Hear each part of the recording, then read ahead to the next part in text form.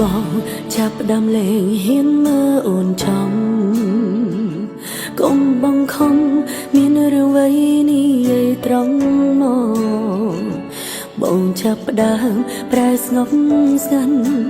មិនដូចគ្រាកូនបងអូនអាចស្មានដឹងថាបងបំរុងចាំងចេញទៅយ៉ាងណា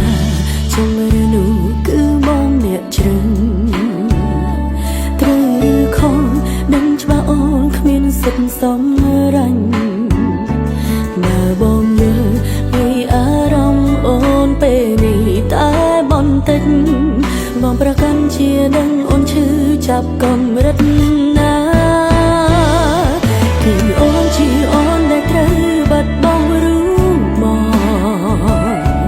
នឹងអនុសាកន្លងក្បែរបានត្រឹមនេះចូលក្នុងសូរបណ្ដែមកសន្យាអ្នកណាកុំដកអូនពេលនេះភាពរីករាយបងកំពុងមានគឺគ្មានរូបអូនគឺអូនជាអូនដែលត្រូវឈឺចាប់រីងរៃអូនគ្មានអន្ទីពលអ្វីអាចខាត់ខាំងបងថាបងត្រូវការសេរីភាពបងថាចង់ធ្វើតាមបេះដូងអូនមិនត្រឹមប្រើពាក្យលងលោមសម្រាប់ខ្លួនឯង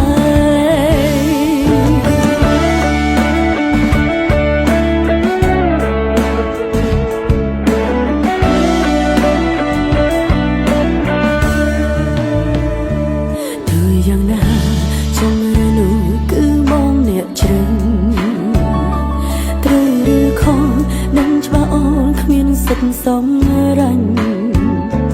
បើបងយល់ពីអារម្មណ៍អូនពេលនេះតែបន្តិចបងប្រកាន់ជានឹងអូនឈឺចាប់កម្រិតណាគឺអូនជាអូនដែលត្រូវបាត់បង់រូបមកនឹងអនុសាកន្លងក្បែរបានត្រឹមនេះចូលក្នុងសូរបណ្ដែមកសន្យាអ្នកណាកុំដកអូនពេលនេះភាពរីករាយបងកំពុងមានគឺគ្មានរូបអូនគឺអូនជាអូនដែលត្រូវឈឺចាប់រីងរៃអូនគ្មានអន្ទីពលអ្វីអាចខាត់ខាំងបងថាបងត្រូវការសេរីភាពបងថាចង់ធ្វើតាមបេះដូងអូនបានត្រឹមប្រើពាក្យលងលោមសម្រាប់ខ្លួន